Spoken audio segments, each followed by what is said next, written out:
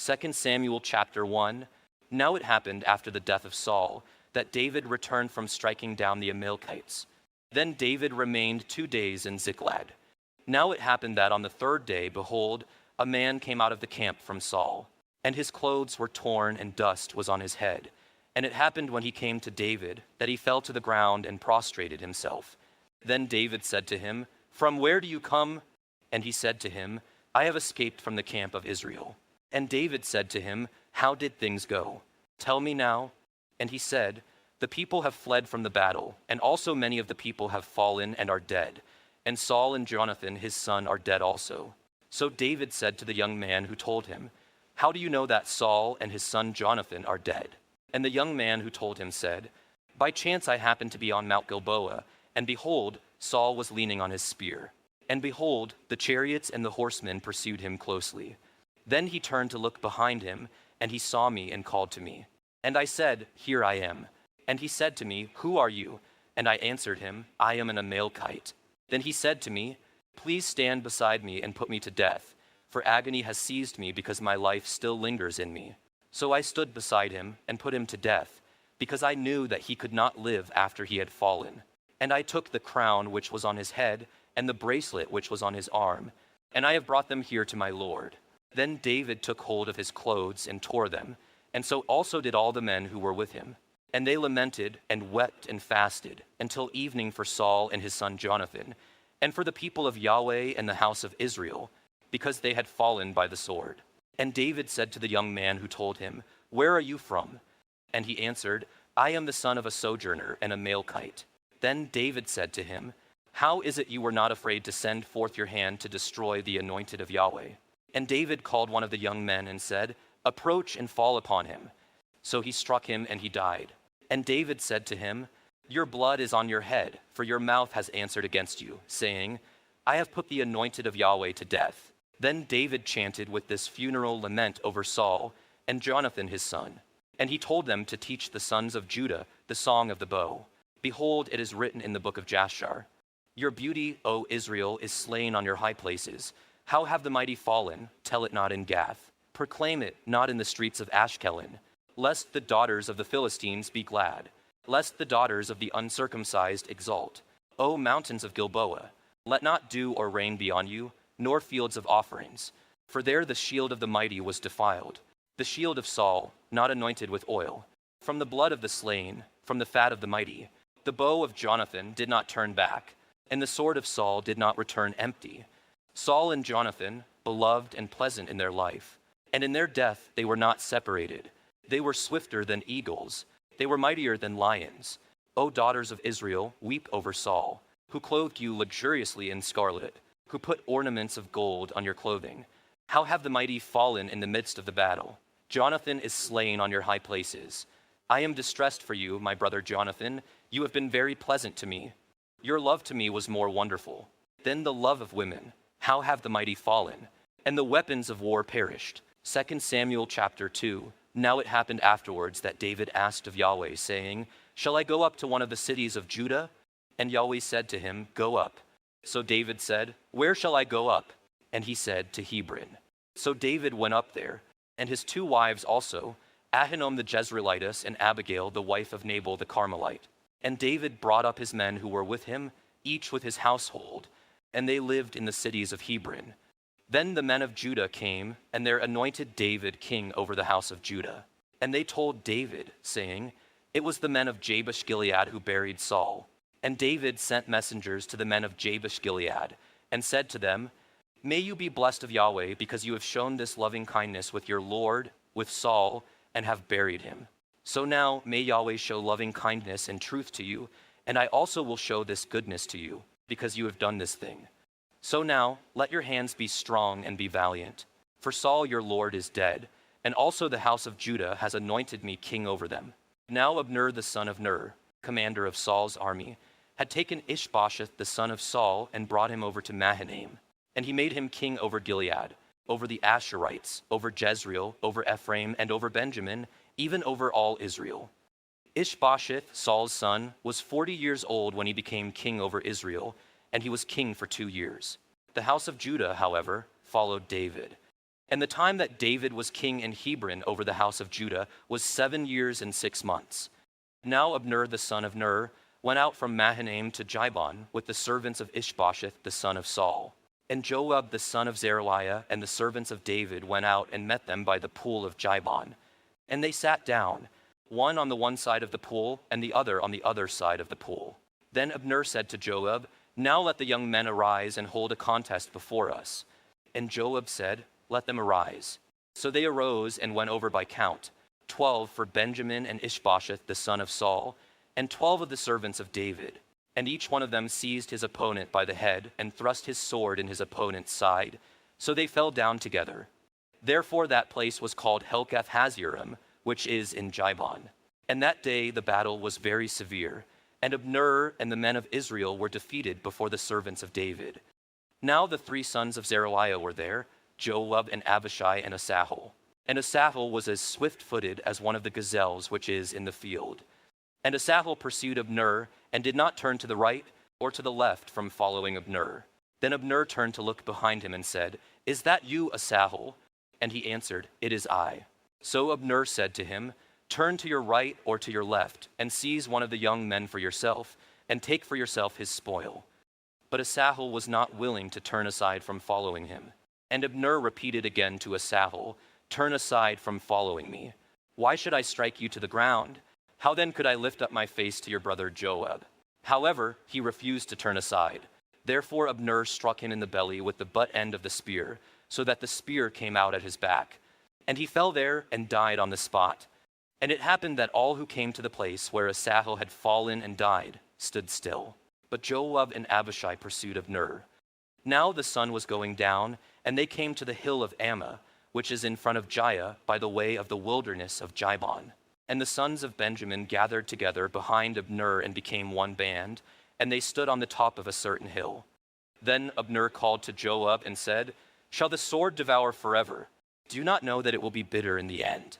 How long will you refrain from telling the people to turn back from following their brothers?" And Joab said, "As God lives, if you had not spoken, surely then the people would have only gone away in the morning, each from following his brother." So Joab blew the trumpet, and all the people stood still and pursued Israel no longer, nor did they continue to fight anymore. But Abner and his men then went through the Arabah all that night. So they crossed the Jordan, walked all morning, and came to Mahanaim. Now Joab returned from following Abner, and he had gathered all the people together, and 19 of David's servants besides Asahel were missing. But the servants of David had struck down many of Benjamin and Abner's men, so that 360 men died. And they took up Asahel and buried him in his father's tomb, which was in Bethlehem. Then Joab and his men went all night until the day dawned at Hebron. 2 Samuel chapter 3. Now the war between the house of Saul and the house of David was long, and David grew steadily stronger, but the house of Saul grew weaker continually. And sons were born to David at Hebron. His firstborn was Amnon by Ahinoam the Jezreelitess, and his second, Chileab, by Abigail the wife of Nabal the Carmelite, and the third, Absalom the son of Maacah, the daughter of Talmai king of Geshur, and the fourth, Adonijah the son of Haggith, and the fifth, Shaphatia the son of Abital, and the sixth, Ithream, by David's wife Eglah. These were born to David at Hebron. Now it happened, while there was war between the house of Saul and the house of David, that Abner was making himself strong in the house of Saul. Now Saul had a concubine whose name was Rizpah, the daughter of Aiah, and Ishbosheth said to Abner, "Why have you gone into my father's concubine?" Then Abner was very angry over the words of Ishbosheth, and said, "Am I a dog's head that belongs to Judah? Today I show loving kindness to the house of Saul your father, to his brothers and to his friends, and have not delivered you into the hands of David. And yet today you charge me with a guilt concerning the woman. May God do so to Abner, and more also, if as Yahweh has sworn to David, I do not do this for him, to transfer the kingdom from the house of Saul, and to establish the throne of David over Israel and over Judah, from Dan even to Beersheba." And he could no longer respond a word to Abner, because he was afraid of him. Then Abner sent messengers to David in his place, saying, "Whose is the land? Cut your covenant with me, and behold, my hand shall be with you to turn all Israel over to you." And he said, "Good, I will cut a covenant with you, but I ask one thing of you, namely, You shall not see my face unless you first bring Michal, Saul's daughter, when you come to see my face. So David sent messengers to Ishbosheth, Saul's son, saying, Give me my wife Michal, to whom I was betrothed for 100 foreskins of the Philistines. And Ishbosheth sent and took her from her husband, from Paltiel the son of Laish. But her husband went with her, weeping as he went, and followed her as far as Bahurim. Then Abner said to him, Go, return. So he returned. Now Abner had consultation with the elders of Israel, saying, In times past you were seeking for David to be king over you. So now do it, for Yahweh has spoken of David, saying, By the hand of my servant David I will save my people Israel from the hand of the Philistines and from the hand of all their enemies. Abner also spoke in the hearing of Benjamin, and in addition Abner went to speak in the hearing of David in Hebron all that was good in the sight of Israel and in the sight of the whole house of Benjamin. Then Abner and 20 men with him came to David at Hebron, and David made a feast for Abner and the men who were with him. And Abner said to David, Let me arise and go and gather all Israel to my lord the king, that they may cut a covenant with you, and that you may be king over all that your soul desires. So David sent Abner away, and he went in peace.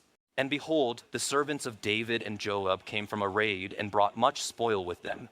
But Abner was not with David in Hebron, for he had sent him away, and he had gone in peace. Now Joab and all the army that was with him arrived, and they told Joab, saying, Abner the son of Ner came to the king, and he has sent him away, and he has gone in peace. Then Joab came to the king and said, What have you done? Behold, Abner came to you. Why then have you sent him away, and he is already gone? You know Abner the son of Ner, that he came to deceive you, and to know of your going out and your coming in, and to know all that you are doing. Then Joab came out from David, and sent messengers after Abner, and they brought him back from the well of Sura. But David did not know it. So when Abner returned to Hebron, Joab took him aside into the middle of the gate to speak with him privately. And there he struck him in the belly so that he died on account of the blood of Asahel his brother. Afterward David heard it, so he said, I and my kingdom are innocent before Yahweh forever of the blood of Abner the son of Ner. May it whirl on the head of Joab and on all his father's house. And may one who has a discharge, or who is a leper, or who takes hold of a spindle, or who falls by the sword, or who lacks bread not be cut off from the house of Joab. So Joab and Abishai his brother killed Abner, because he had put their brother Asahel to death in the battle at Gibon. Then David said to Joab and to all the people who were with him, Tear your clothes and gird on sackcloth and lament before Abner. And King David walked behind the bier. Thus they buried Abner in Hebron. And the king lifted up his voice and wept at the grave of Abner, and all the people wept. And the king chanted a lament for Abner and said, Should Abner die as a wicked fool dies? Your hands were not bound, nor your feet put in fetters. As one falls before the unrighteous, you have fallen. And all the people continued to weep over him. Then all the people came to persuade David to eat bread while it was still day. But David swore an oath, saying, May God do so to me, and more also, if I taste bread or anything else before the sun goes down. Now all the people took note of it, and it was good in their sight, just as everything the king did was good in the sight of all the people. So all the people and all Israel knew that day that it had not been the will of the king to put Abner the son of Ner to death. Then the king said to his servants, Do you not know that a prince and a great man has fallen this day in Israel? Thus I am weak today, though anointed king, and these men, the sons of Zeruiah, are too difficult for me. May Yahweh repay the evildoer according to his evil. 2 Samuel chapter 4. Then Ishbosheth, Saul's son, heard that Abner had died in Hebron, and he lost courage, and all Israel was dismayed. Now Saul's son had 2 men who were commanders of bands. The name of the one was Baanah, and the name of the other Rechab, sons of Rimmon the Beerothite, of the sons of Benjamin. For Beeroth is also considered part of Benjamin. And the Beerothites fled to Gittaim, and have been sojourners there until this day. Now Jonathan, Saul's son, had a son crippled in his feet. He was 5 years old when the report of Saul and Jonathan came from Jezreel, and his nurse took him up and fled. And it happened that in her hurry to flee, he fell and became lame. And his name was Mephibosheth. So the sons of Rimmon the Beerothite, Rechab and Baanah, went forth and came to the house of Ishbosheth in the heat of the day while he was taking his midday rest. They came to the middle of the house as if to get wheat, and they struck him in the belly. and Rechab and Baanah his brother escaped. Thus they came into the house, as he was lying on his bed in his bedroom, and they struck him and put him to death and beheaded him. And they took his head and went on the way leading to the Arabah all night. Then they brought the head of Ishbosheth to David at Hebron, and said to the king, "Behold, the head of Ishbosheth the son of Saul, your enemy, who sought your life. Thus Yahweh has given my lord the king vengeance this day on Saul and his seed." And David answered Rechab and Baanah his brother, sons of Rimmon the Beerothite, and said to them, "As Yahweh lives, who has redeemed my life from all distress, when one told me, saying, 'Behold, Saul is dead,' and thought he was bringing good news, I seized him and killed him in Ziklag, which was the reward I gave him for his news. How much more, when wicked men have killed a righteous man in his own house on his bed, shall I not now require his blood from your hand and purge you from the earth?" Then David commanded the young men, and they killed them and cut off their hands and feet, and hung them up beside the pool in Hebron. But they took the head of Ishbosheth and buried it in the grave of Abner in Hebron. 2 Samuel chapter 5. Then all the tribes of Israel came to David at Hebron and said, "Behold, we are your bone and your flesh. Previously, when Saul was king over us, you were the one who led out and brought in Israel. And Yahweh said to you, 'You will shepherd my people Israel, and you will be a ruler over Israel.' So all the elders of Israel came to the king at Hebron, and King David cut a covenant with them in Hebron before Yahweh. Then they anointed David king over Israel. Now David was 30 years old when he became king, and he reigned 40 years. At Hebron he reigned over Judah 7 years and 6 months, and in Jerusalem he reigned 33 years over all Israel and Judah. Then the king and his men went to Jerusalem against the Jebusites, the inhabitants of the land, and they said to David, 'You shall not come in here, but the blind and lame will turn you away,' thinking David could not enter here.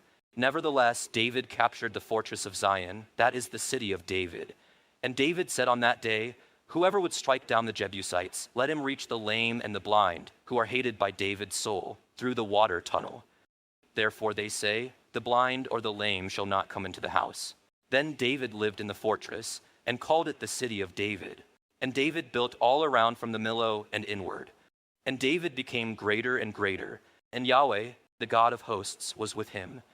Then Hiram king of Tyre sent messengers to David with cedar trees and craftsmen of wood and craftsmen of stone walls. And they built a house for David. Thus David knew that Yahweh had established him as king over Israel, and that he had lifted up his kingdom for the sake of his people Israel. And David took more concubines and wives from Jerusalem after he came from Hebron, and more sons and daughters were born to David. Now these are the names of those who were born to him in Jerusalem: Shammua, Shobab, Nathan, Solomon, Ibhar, Elishua, Nepheg, Japhia, Elishama, Eliada, and Eliphalet. Then the Philistines heard that they had anointed David king over Israel, so all the Philistines went up to seek out David. And David heard of it and went down to the fortress. Now the Philistines had come and spread themselves out in the valley of Rephaim. Then David asked of Yahweh, saying, "Shall I go up against the Philistines? Will you give them into my hand?" And Yahweh said to David, "Go up, for I will certainly give the Philistines into your hand."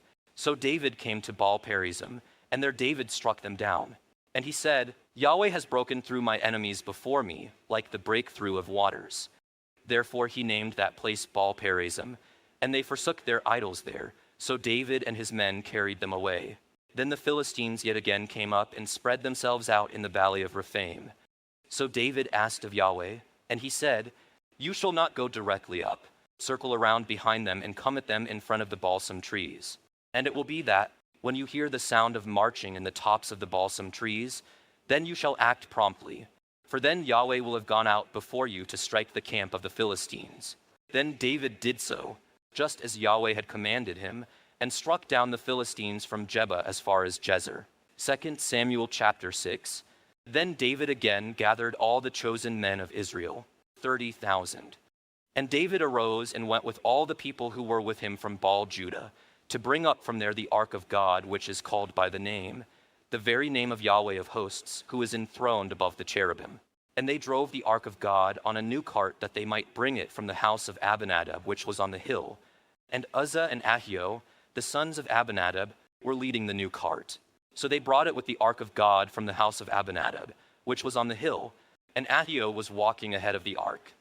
Now David and all the house of Israel were celebrating before Yahweh with all kinds of instruments made of fir wood, and with lyres, harps, tambourines, castanets, and cymbals.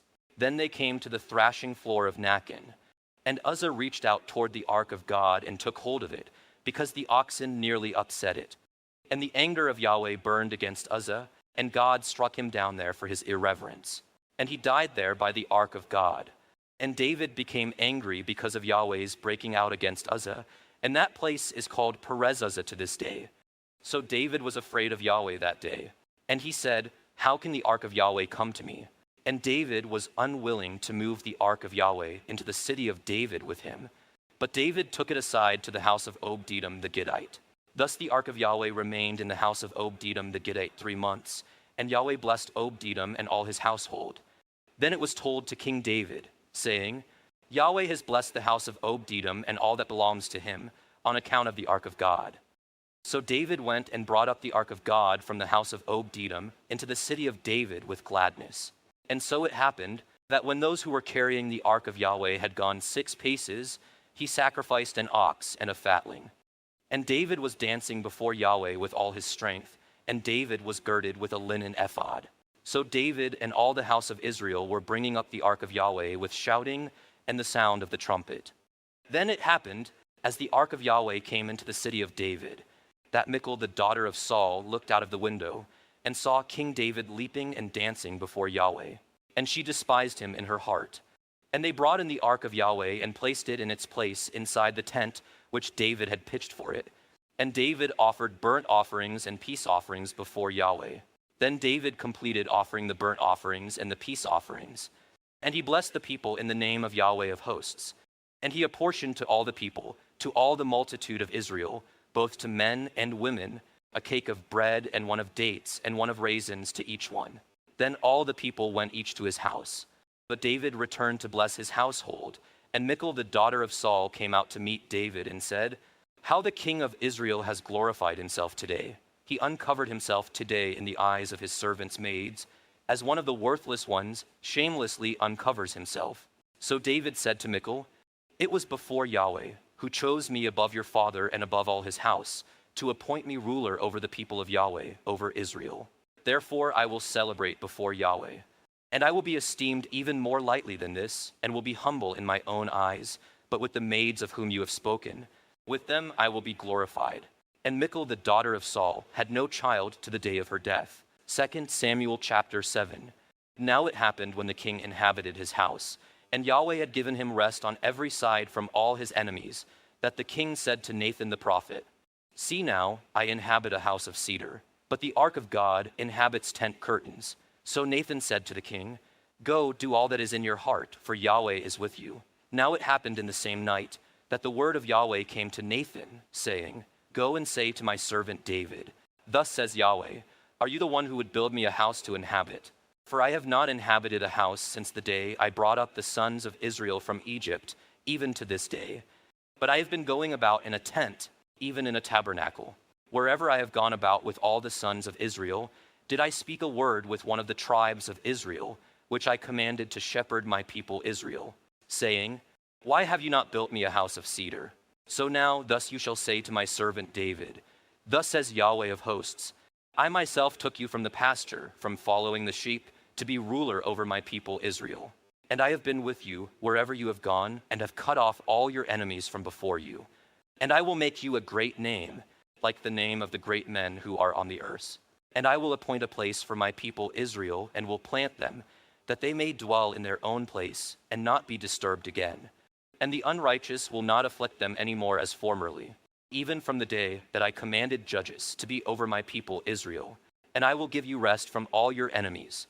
Yahweh also declares to you that Yahweh will make a house for you.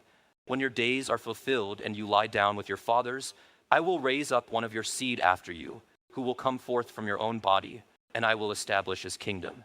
He shall build a house for my name, and I will establish the throne of his kingdom forever. I will be a father to him, and he will be a son to me.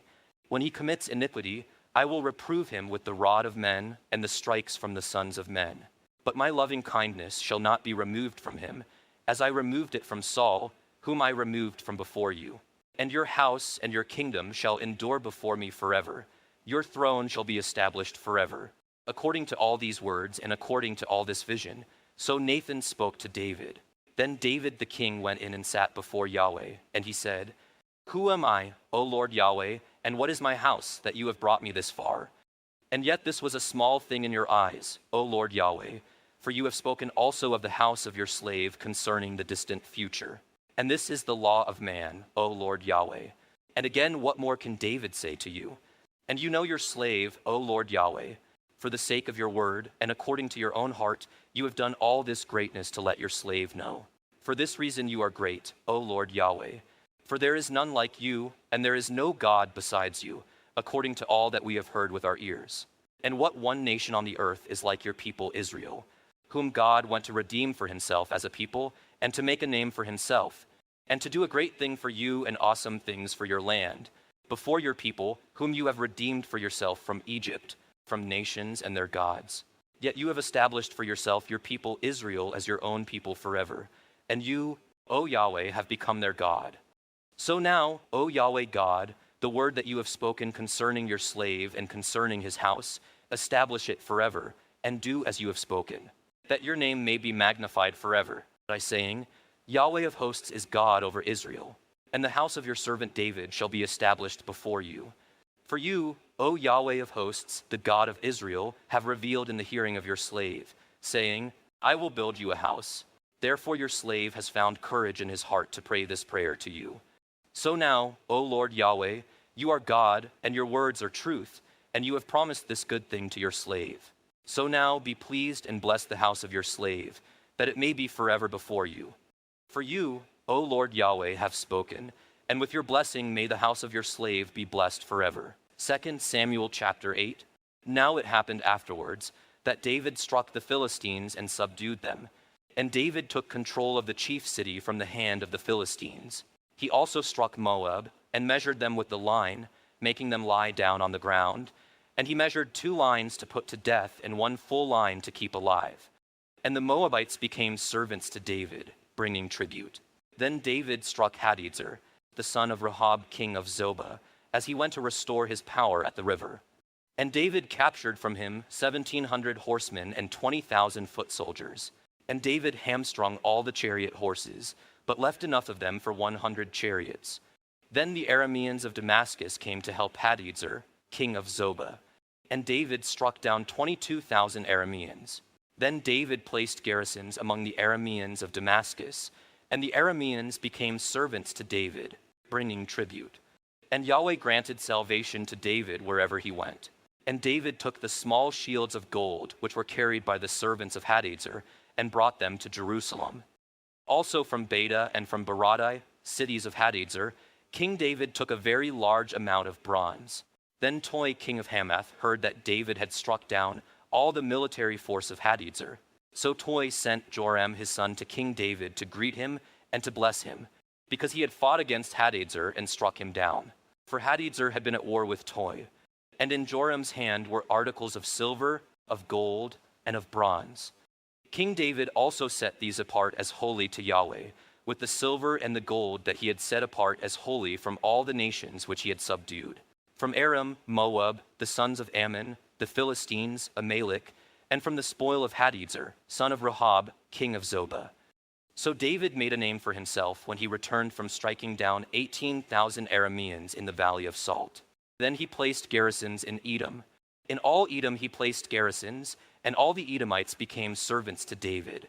And Yahweh granted salvation to David wherever he went. So David reigned over all Israel. And David was doing justice and righteousness for all his people. Now Joab the son of Zeruiah was over the army, and Jehoshaphat the son of Ahilud was recorder. And Zadok the son of Ahitub and Ahimelech the son of Abiathar were priests, and Sariah was scribe. And Benaiah the son of Jehoiada was over the Cherethites and the Pelethites. And the sons of David were priests. 2 Samuel chapter 9. Then David said, Is there yet anyone left of the house of Saul, that I may show him loving kindness for Jonathan's sake? Now there was a servant of the house of Saul whose name was Ziba, and they called him to David. And the king said to him, Are you Ziba? And he said, I am your servant. And the king said, Is there not yet anyone of the house of Saul to whom I may show the loving kindness of God?" And Ziba said to the king, "There is still a son of Jonathan, who is crippled in both feet." So the king said to him, "Where is he?" And Ziba said to the king, "Behold, he is in the house of Machir, the son of Ammiel in Lodibar." Then King David sent and took him from the house of Machir, the son of Ammiel, from Lodibar. So Mephibosheth, the son of Jonathan, the son of Saul, came to David and fell on his face and prostrated himself. And David said, "Mephibosheth." And he said, "Here is your servant." And David said to him, "Do not fear, for I will surely show loving kindness to you for the sake of your father Jonathan, and will restore to you all the land of your grandfather Saul. And you shall eat at my table continually." So he prostrated himself and said, "What is your servant, that you should regard a dead dog like me?" Then the king called Saul's young man Ziba, and said to him, "All that belonged to Saul and to all his house I have given to your master's grandson. And you and your sons and your servants shall cultivate the land for him, and you shall bring in the produce so that your master's grandson may have food and eat of it.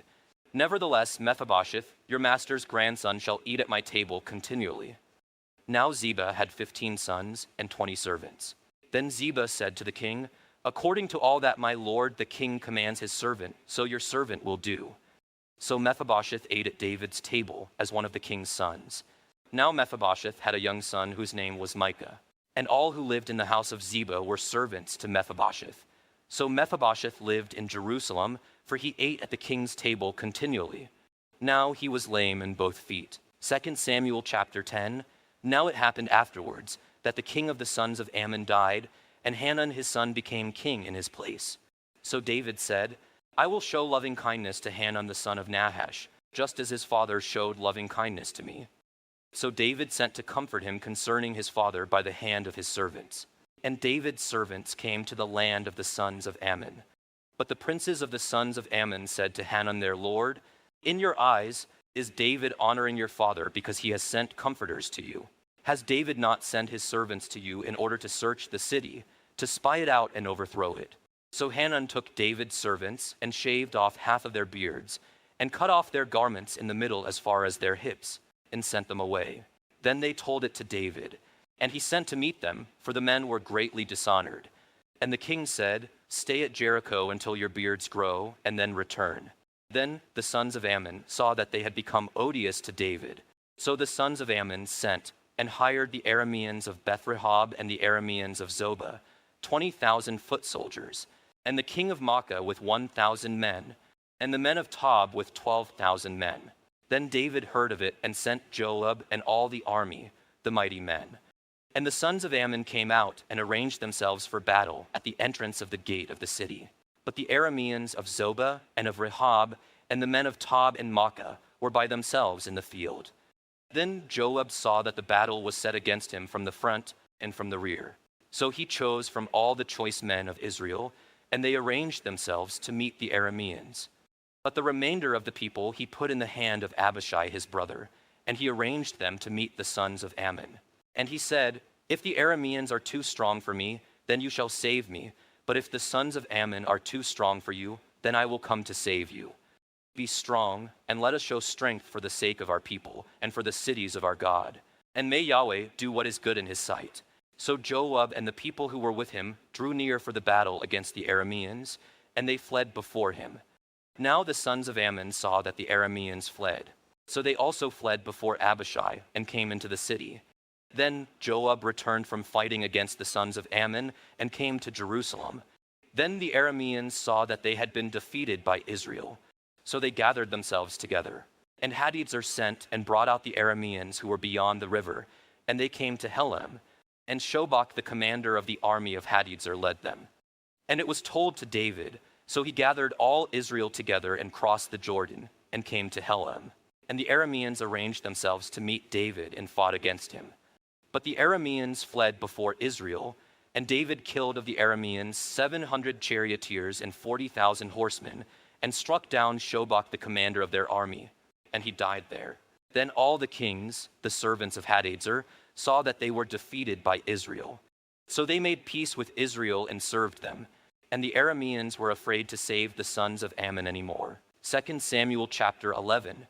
Now it happened in the spring, at the time when kings go out to battle, that David sent Joab and his servants with him and all Israel, and they destroyed the sons of Ammon and besieged Rabbah. But David stayed at Jerusalem. Now when evening came, David arose from his bed and walked around on the roof of the king's house. And from the roof he saw a woman bathing, and the woman was very beautiful in appearance. So David sent and inquired about the woman. And one said, "Is this not Bathsheba, the daughter of Eliam, the wife of Uriah the Hittite?" Then David sent messengers and took her, and she came to him, and he lay with her. And when she had purified herself from her uncleanness, she returned to her house. And the woman became pregnant, and she sent and told David and said, "I am pregnant." Then David sent to Joab, saying, "Send me Uriah the Hittite." So Joab sent Uriah to David. When Uriah came to him, David asked concerning the state of Joab and the state of the people and the state of the war. Then David said to Uriah, "Go down to your house and wash your feet." And Uriah went out of the king's house, and a present from the king went out after him. But Uriah lay down at the door of the king's house with all the servants of his lord, and did not go down to his house. Then they told David, saying, "Uriah did not go down to his house." And David said to Uriah, "Have you not come from a journey? Why did you not go down to your house?" And Uriah said to David, "The ark and Israel and Judah are staying in booths, and my lord Joab and the servants of my lord are camping in the open field. Shall I then go to my house to eat and to drink and to lie with my wife? By your life and the life of your soul, I will not do this thing." Then David said to Uriah, "Stay here today also, and tomorrow I will send you out." So Uriah remained in Jerusalem that day and the next. Now David called him, and he ate and drank before him, and he made him drunk. And in the evening he went out to lie on his bed with his lord's servants, but he did not go down to his house. Now it happened in the morning that David wrote a letter to Joab and sent it by the hand of Uriah. And he had written in the letter, saying, "Place Uriah in the front line of the fiercest battle and withdraw from him, so that he may be struck down and die." So it was as Joab kept watch on the city, that he put Uriah at the place where he knew there were valiant men. And the men of the city went out and fought against Joab, and some of the people among David's servants fell. And Uriah the Hittite also died. Then Joab sent and told David all the events of the war. And he commanded the messenger, saying, "When you have finished telling all the events of the war to the king, and if it happens that the king's wrath rises and he says to you, 'Why did you approach the city to fight? Did you not know that they would shoot from the wall? Who struck down Abimelech the son of Jerubbesheth? Did not a woman cast an upper millstone on him from the wall, so he died at Thebez? Why did you approach the wall?' Then you shall say, 'Your servant Uriah the Hittite is dead also.'" So the messenger went and came and told David all that Joab had sent him to tell. And the messenger said to David, "The men prevailed against us and came out against us in the field, but we pressed them as far as the entrance of the gate. And the archers shot at your servants from the wall. So some of the king's servants died, and your servant Uriah the Hittite also died." Then David said to the messenger, "Thus you shall say to Joab, 'Do not let this thing be evil in your sight, for the sword devours one as well as another. Make your battle against the city stronger and tear it down, and so strengthen him.'" Then the wife of Uriah heard that Uriah her husband had died, so she lamented over her husband. Then the time of mourning passed by, and David sent and gathered her to his house, and she became his wife. Then she bore him a son. But the thing that David had done was evil in the sight of Yahweh. 2 Samuel chapter 12. Then Yahweh sent Nathan to David, and he came to him and said, "There were two men in one city, the one rich and the other poor. The rich man had a great many flocks and herds, but the poor man had nothing except one little ewe lamb, which he bought and nourished, and it grew up together with him and his children. It would eat his morsel of bread and drink of his cup and lie in his bosom, and was like a daughter to him. Now a visitor came to the rich man, and he was unwilling to take from his own flock or his own herd, to prepare for the traveler who had come to him. Rather, he took the poor man's ewe lamb and prepared it for the man who had come to him. Then David's anger burned greatly against the man, and he said to Nathan, 'As Yahweh lives, surely the man who has done this deserves to die, and he must make restitution for the lamb fourfold, because he did this thing and had no compassion.' Nathan then said to David, 'You are the man. Thus says Yahweh, the God of Israel, it is I who anointed you king over Israel, and it is I who delivered you from the hand of Saul. I also gave you your master's house and your master's wives into your care, and I gave you the house of Israel and Judah. And if that had been too little, I would have added to you many more things like these. Why have you despised the word of Yahweh by doing evil in his sight? You have struck down Uriah the Hittite with the sword, have taken his wife to be your wife, and have killed him with the sword of the sons of Ammon. So now the sword shall never depart from your house, because you have despised me, and have taken the wife of Uriah the Hittite to be your wife. Thus says Yahweh, behold, I will raise up evil against you from your own household. I will even take your wives from before your sight and give them to your companion, and he will lie with your wives in the sight of this sun. Indeed, you did it secretly, but I will do this thing before all Israel and before the sun. Then David said to Nathan, I have sinned against Yahweh. And Nathan said to David, Yahweh also has taken away your sin. You shall not die.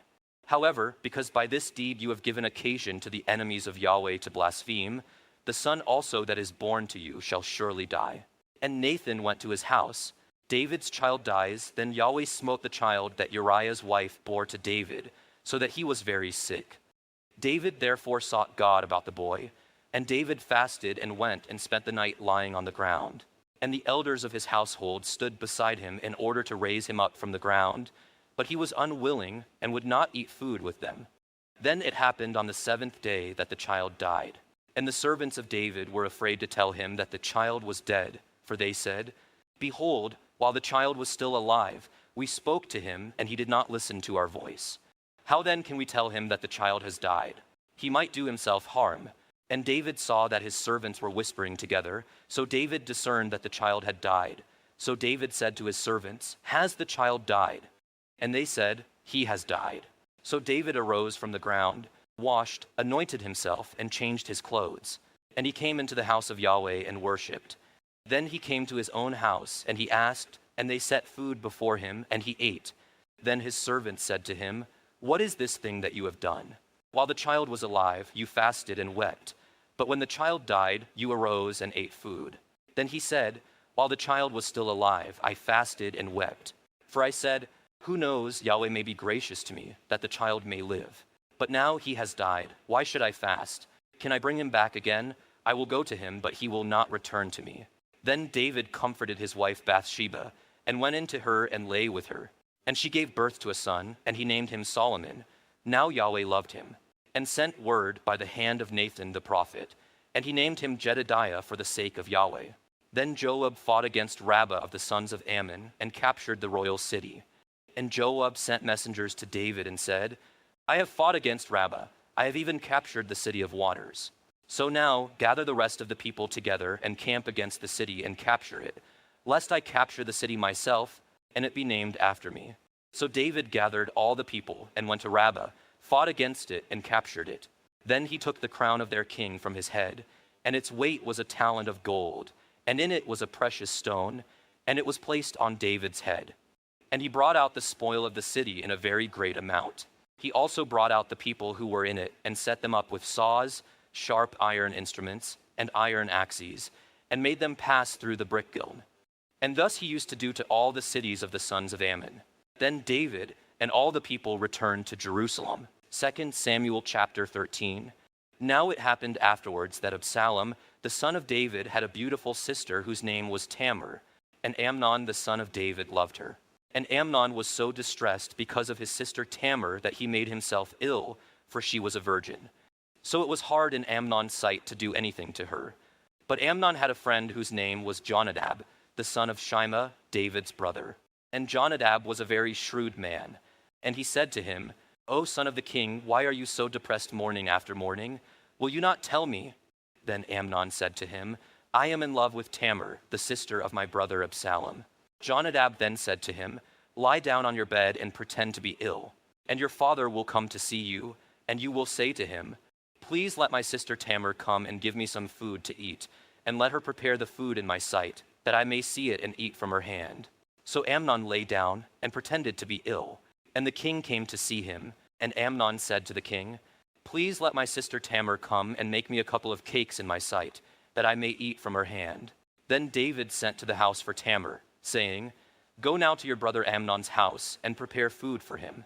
So Tamar went to her brother Amnon's house, and he was lying down. And she took dough, kneaded it, made cakes in his sight, and baked the cakes. And she took the pan and dished them out before him, but he refused to eat. And Amnon said, "Have everyone go out from me." So everyone went out from him. Then Amnon said to Tamar, "Bring the food into the bedroom, that I may eat from your hand." So Tamar took the cakes which she had made and brought them into the bedroom to her brother Amnon. Then she brought them near to him to eat, but he took hold of her and said to her, "Come, lie with me, my sister." But she said to him, "No, my brother, do not violate me, for such a thing is not done in Israel. Do not do this disgraceful thing. As for me, where could I get rid of my reproach? And as for you, you will be like one of the wicked fools in Israel. So now, please speak to the king, for he will not withhold me from you." But he was not willing to listen to her voice. Now he was stronger than she, so he violated her and lay with her. Then Amnon hated her with a very great hatred, for the hatred with which he hated her was greater than the love with which he had loved her. And Amnon said to her, "Get up, go away." But she said to him, "No, because this wrong in sending me away is greater than the other that you have done to me." But he was not willing to listen to her. Then he called his young man who attended him and said, "Now cast this woman out of my presence," and locked the door behind her. Now she had on a long-sleeved garment, for in this manner the virgin daughters of the king dressed themselves in robes. Then his attendant took her out and locked the door behind her. Then Tamar put ashes on her head and tore her long-sleeved garment which was on her. And she put her hand on her head and went away, crying aloud as she went. So Absalom her brother said to her, "Has Amnon your brother been with you? But now keep silent, my sister, he is your brother. Do not take this matter to heart." So Tamar remained and was desolate in her brother Absalom's house. Now when King David heard of all these matters, he was very angry. But Absalom did not speak to Amnon either good or bad. For Absalom hated Amnon because he had violated his sister Tamar. Now it happened after 2 full years that Absalom had sheepshearers in Baal-Hazor, which is near Ephraim, and Absalom invited all the king's sons. And Absalom came to the king and said, "Behold now, your servant has sheepshearers. Please let the king and his servants go with your servant." But the king said to Absalom, "No, my son, we should not all go, for we will be burdensome to you." Although he urged him, he was not willing to go, but blessed him. Then Absalom said, "If not, please let my brother Amnon go with us." And the king said to him, "Why should he go with you?" But Absalom urged him. So he sent Amnon and all the king's sons with him. Then Absalom commanded his young men, saying, "See now, when Amnon's heart is merry with wine, and when I say to you, 'Strike Amnon,' then put him to death. Do not fear, have not I myself commanded you? Be strong and be valiant." Thus the young men of Absalom did to Amnon, just as Absalom had commanded. Then all the king's sons arose, and each mounted his mule and fled. Now it was while they were on the way that the report came to David, saying, "Absalom has struck down all the king's sons, and not one of them is left." Then the king arose, tore his clothes, and lay on the ground, and all his servants were standing by with clothes torn. But Jonadab, the son of Shimea, David's brother, answered and said, "Do not let my lord suppose they have put to death all the young men, the king's sons, for Amnon alone has died. Because by the intent of Absalom this has been set since the day that he violated his sister Tamar. So now, do not let my lord the king take the report to heart, saying, 'All the king's sons have died, for only Amnon has died.'" Then Absalom fled, and the young man who was the watchman raised his eyes and looked, and behold, many people were coming from the road behind him by the side of the mountain. And Jonadab said to the king, "Behold, the king's sons have come. According to your servant's word, so it happened. As soon as he had finished speaking, behold, the king's sons came and lifted their voices and wept. And also the king and all his servants wept very bitterly. Now Absalom had fled and went to Talmai the son of Ammihud, the king of Geshur. And David mourned for his son every day. So Absalom had fled and gone to Geshur, and was there 3 years. And the heart of King David was consumed with going out to Absalom, for he was comforted concerning Amnon, since he had died. 2 Samuel chapter 14. Now Joab the son of Zeruiah knew that the king's heart was inclined toward Absalom. So Joab sent to Tekoa and brought a wise woman from there and said to her, "Please pretend to be a mourner and put on mourning garments now, and do not anoint yourself with oil, but be like a woman who has been mourning for the dead many days. Then you shall go to the king and speak to him in this manner. So Joab put the words in her mouth. So the woman of Tekoa spoke to the king, and she fell on her face to the ground and prostrated herself and said, "Save, O king." And the king said to her, "What is your trouble?" And she answered, "Truly I am a widow. My husband has died, and your servant woman had 2 sons, but the 2 of them struggled together in the field, and there was no one to deliver between them. So one struck the other and put him to death. And behold, the whole family has risen against your servant woman, and they say, 'Hand over the one who struck his brother, that we may put him to death for the life of his brother whom he killed, and destroy the heir also.' Thus they will extinguish my coal which remains, so as to leave my husband neither name nor remnant on the face of the earth." Then the king said to the woman, "Go to your house, and I will give a command concerning you." And the woman of Tekoa said to the king, "O my lord, the king, the iniquity is on me and my father's house, but the king and his throne are guiltless." So the king said, "Whoever speaks to you, bring him to me, and he will not touch you any more." Then she said, "Please let the king remember Yahweh your God, so that the avenger of blood will not continue to bring about ruin, so that they would not destroy my son." And he said, "As Yahweh lives, not one hair of your son shall fall to the ground." Then the woman said, "Please let your servant woman speak a word to my lord the king." And he said, "Speak." Then the woman said, "Why then have you thought up such a thing against the people of God? For in speaking this word, the king is as one who is guilty, in that the king does not bring back his banished one. For we will surely die, and are like water spilled on the ground, which cannot be gathered up again. Yet God does not take away life, but thinks up ways so that the banished one will not be cast out from him. So now, the reason I have come to speak this word to my lord the king is that the people have made me afraid." So your servant woman said, "Let me now speak to the king. Perhaps the king will perform the word of his maidservant. For the king will listen and deliver his maidservant from the hand of the man who would destroy both me and my son from the inheritance of God." Then your servant woman said, "Please let the word of my lord the king be a resting place. For as the angel of God, so is my lord the king to listen with discernment through the good and evil. And may Yahweh your God be with you." Then the king answered and said to the woman, "Please do not hide anything from me that I am about to ask you." And the woman said, "Let my lord the king please speak." So the king said, "Is the hand of Joab with you in all this?" And the woman answered and said, "As your soul lives, my lord the king, no one can turn to the right or to the left from anything that my lord the king has spoken. Indeed, it was your servant Joab who commanded me, and it was he who put all these words in the mouth of your servant woman. In order to change the appearance of things, your servant Joab has done this thing. But my lord is wise, like the wisdom of the angel of God, to know all that is in the earth." Then the king said to Joab, "Behold, now I have done this thing. Go therefore, bring back the young man of Salem." And Joab fell on his face to the ground, prostrated himself, and blessed the king. Then Joab said, "Today your servant knows that I have found favor in your sight, O my lord the king, in that the king has performed the word of his servant." So Joab arose and went to Jeshurun and brought Absalom to Jerusalem. However, the king said, "Let him turn to his own house, and let him not see my face." So Absalom turned to his own house and did not see the king's face. Now in all Israel was no one as handsome as Absalom, so highly praised. From the sole of his foot to the top of his head, there was no defect in him. When he shaved the hair of his head, and it was at the end of every year that he shaved it, for it was heavy on him, so he shaved it, he weighed the hair of his head at 200 shekels by the king's weight. And to Absalom there were born 3 sons, and 1 daughter whose name was Tamar. She was a woman of beautiful appearance.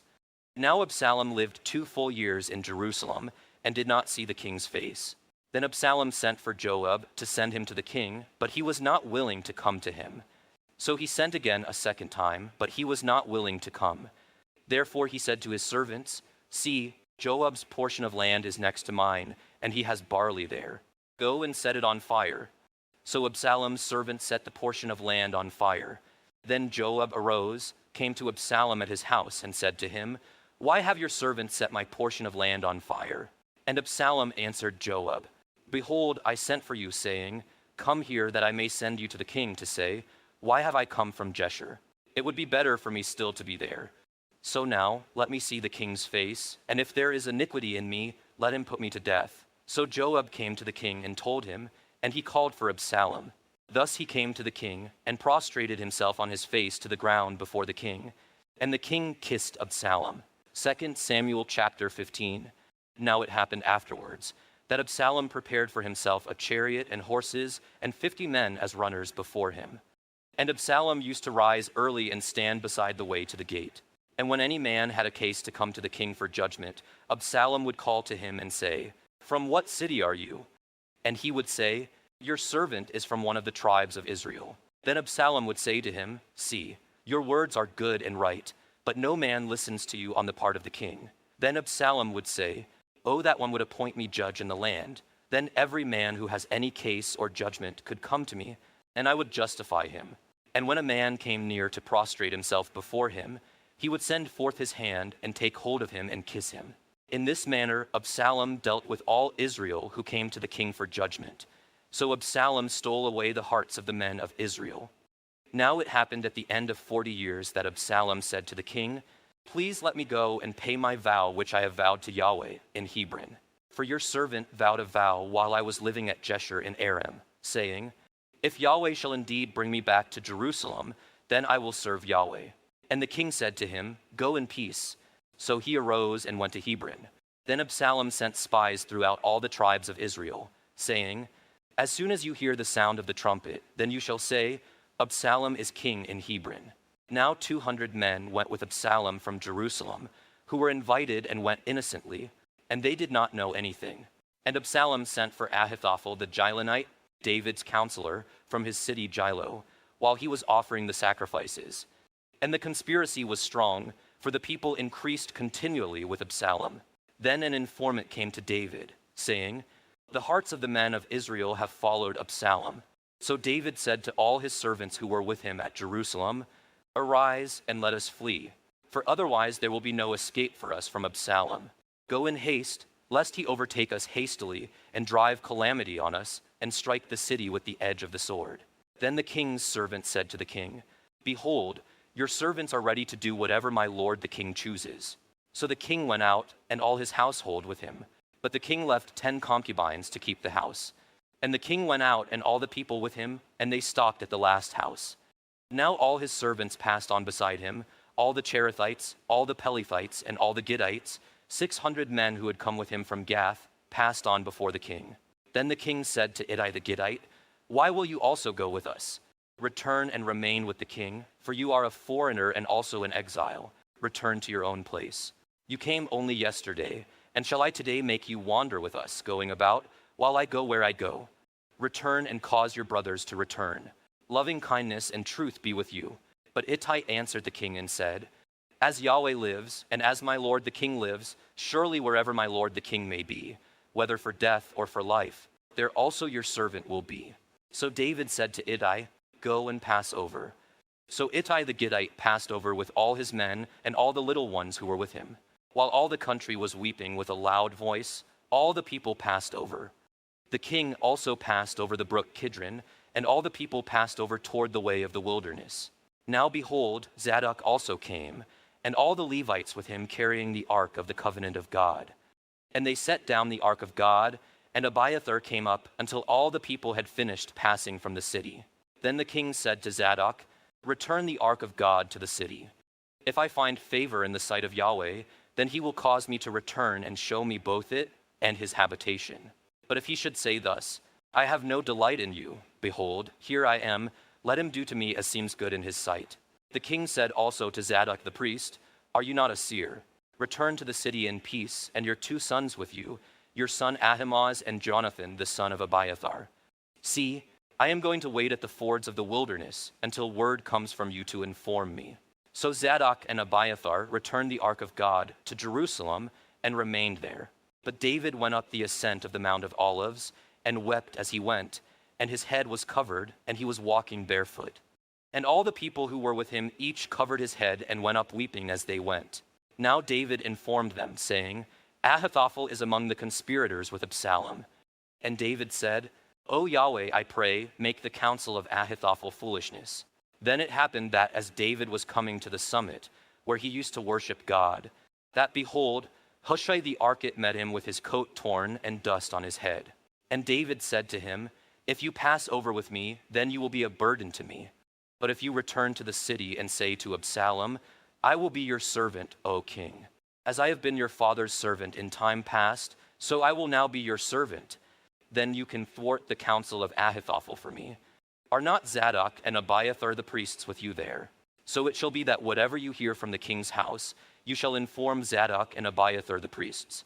Behold, their 2 sons are with them there, Ahimaaz, Zadok's son, and Jonathan, Abiathar's son. And by their hand you shall send me everything that you hear. So Hushai, David's friend, came into the city, and Absalom came into Jerusalem. 2 Samuel chapter 16. Now David had passed a little beyond the summit, and behold, Ziba the young man of Mephibosheth met him with a couple of saddled donkeys, and on them were 200 loaves of bread, 100 clusters of raisins, 100 summer fruits, and a jug of wine. And the king said to Ziba, Why do you have these? And Ziba said, The donkeys are for the king's household to ride, and the bread and summer fruit for the young men to eat, and the wine for whoever is fat in the wilderness to drink. Then the king said, And where is your master's son? And Ziba said to the king, Behold, he is staying in Jerusalem, for he said, Today the house of Israel will return the kingdom of my father to me. So the king said to Ziba, Behold, all that belongs to Mephibosheth is yours. And Ziba said, I prostrate myself. Let me find favor in your sight, O my lord the king. And King David came to Bahurim. And behold, there came out from there a man of the family of the house of Saul, whose name was Shimei, the son of Gera. He came out cursing continually as he came. He also threw stones at David and at all the servants of King David. And all the people and all the mighty men were at his right hand and at his left. And thus Shimei said when he cursed, Get out, you man of bloodshed and vile fellow. Yahweh has returned upon you all the bloodshed of the house of Saul, in whose place you have reigned. And Yahweh has given the kingdom into the hand of your son Absalom. And behold, you are taken in your own evil, for you are a man of bloodshed. Then Abishai the son of Zeruiah said to the king, Why should this dead dog curse my lord the king? Let me pass over now and remove his head. But the king said, What have I to do with you, O sons of Zeruiah? If he curses, and if Yahweh has told him, Curse David, then who shall say, Why have you done so? Then David said to Abishai and to all his servants, Behold, my son who came forth from my body seeks my life. How much more now this Benjamite? Let him alone and let him curse, for Yahweh has told him. Perhaps Yahweh will look on my affliction and return good to me instead of his cursing this day. So David and his men went on the way, and Shimei went along on the hillside parallel with him, and as he went he cursed and cast stones and threw dust at him. Then the king and all the people who were with him arrived weary, and he refreshed himself there. Now Absalom and all the people, the men of Israel, had entered Jerusalem, and Ahithophel with him. And it happened that when Hushai the Archite, David's friend, came to Absalom, that Hushai said to Absalom, Long live the king! Long live the king! And Absalom said to Hushai, Is this your loving kindness to your friend? Why did you not go with your friend? Then Hushai said to Absalom, No, for whom Yahweh this people and all the men of Israel have chosen, his I will be, and with him I will remain. Besides, whom should I serve? Should I not serve in the presence of his son? As I have served in your father's presence, so I will be in your presence. Then Absalom said to Ahithophel, Give your advice. What shall we do? And Ahithophel said to Absalom, Go in to your father's concubines, whom he has left to keep the house. Then all Israel will hear that you have made yourself odious to your father. The hands of all who are with you will also be strengthened. So they pitched a tent for Absalom on the roof. And Absalom went into his father's concubines in the sight of all Israel. Now the counsel of Ahithophel, which he counseled in those days, was as if one asked of the word of God. So was all the counsel of Ahithophel regarded by both David and Absalom. 2 Samuel chapter 17. Then Ahithophel said to Absalom, Please let me choose 12,000 men that I may arise and pursue David tonight. And I will come upon him while he is weary with his hands falling limp, and throw him into utter fright, so that all the people who are with him will flee. Then I will strike down the king alone, and I will cause all the people to return to you. The return of everyone depends on the man you seek. Then all the people will be at peace. And the word was right in the eyes of Absalom and all the elders of Israel. Then Absalom said, Call now Hushai the Archite also, and let us hear what is also in his mouth. Then Hushai came to Absalom, And Absalom spoke to him, saying, Ahithophel has spoken thus. Shall we carry out his word? If not, you speak. And Hushai said to Absalom, This time the counsel that Ahithophel has counseled is not good. Then Hushai said, You know your father and his men, that they are mighty men and they are bitter of soul, like a bear robbed of her cubs in the field. And your father is a man of war, and will not spend the night with the people. Behold, he has now hidden himself in one of the caves or in another place. And it will be when he falls on them at the first attack that whoever hears it will say, There has been a slaughter among the people who follow Absalom. And even the one who is a man of valor, whose heart is like the heart of a lion, will utterly melt. For all Israel knows that your father is a mighty man, and those who are with him are men of valor. But I counsel that all Israel be utterly gathered to you, from Dan even to Beersheba, as the sand that is by the sea in abundance, and that you personally go into battle. So we shall come to him in one of the places where he can be found, and we will set down on him as the dew falls on the ground. And of him and of all the men who are with him, not even one will be left. If he withdraws into a city, then all Israel shall carry ropes to that city, and we will drag it into the valley until not even a small stone is found there. Then Absalom and all the men of Israel said, The counsel of Hushai the Archite is better than the counsel of Ahithophel. For Yahweh had ordained to thwart the good counsel of Ahithophel, so that Yahweh might bring calamity on Absalom. Then Hushai said to Zadok and to Abiathar the priests, This is what Ahithophel counseled Absalom and the elders of Israel, and this is what I have counseled. So now send quickly and inform David, saying, Do not spend the night at the fords of the wilderness, but by all means cross over, lest the king and all the people who are with him be swallowed up. Now Jonathan and Ahimaaz were staying at Enrogel, and a servant woman would go and inform them, and they would go and inform King David, for they could not be seen entering the city. But a boy did see them and informed Absalom. So the two of them went quickly and came to the house of a man in Bath-urim, who had a well in his courtyard, and they went down into it.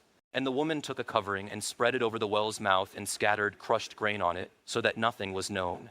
Then Absalom's servants came to the woman at the house and said, Where are Ahimaaz and Jonathan? And the woman said to them, They have crossed the brook of water. And when they searched and could not find them, they returned to Jerusalem. Now it happened after they went away, that they came up out of the well and went and informed King David. And they said to David, Arise and cross over the water quickly, for thus Ahithophel has counseled against you. Then David and all the people who were with him arose and crossed the Jordan. And by dawn, not even one remained who had not crossed the Jordan. Now Ahithophel saw that his counsel was not followed. So he saddled his donkey and arose and went to his home, to his city, and set his house in order, and strangled himself. Thus he died and was buried in the grave of his father. Now David came to Mahanaim, and Absalom crossed the Jordan, he and all the men of Israel with him. And Absalom set Amasa over the army in place of Joab. Now Amasa was the son of a man whose name was Ithra the Israelite, who went in to Abigail the daughter of Nahash, sister of Zeruiah, Joab's mother. And Israel and Absalom camped in the land of Gilead. Now it happened that when David had come to Mahanaim, Shobai the son of Nahash from Rabbah of the sons of Ammon, Machir the son of Ammiel from Lodibar, and Barzillai the Gileadite from Rogelim, brought beds, basins, pottery, wheat, barley, flour, roasted grain, beans, lentils, roasted seeds, honey, curds, sheep, and cheese of the herd, for David and for the people who were with him to eat. For they said, The people are hungry and weary and thirsty in the wilderness. 2 Samuel chapter 18. Then David numbered the people who were with him, and set over them commanders of thousands and commanders of hundreds.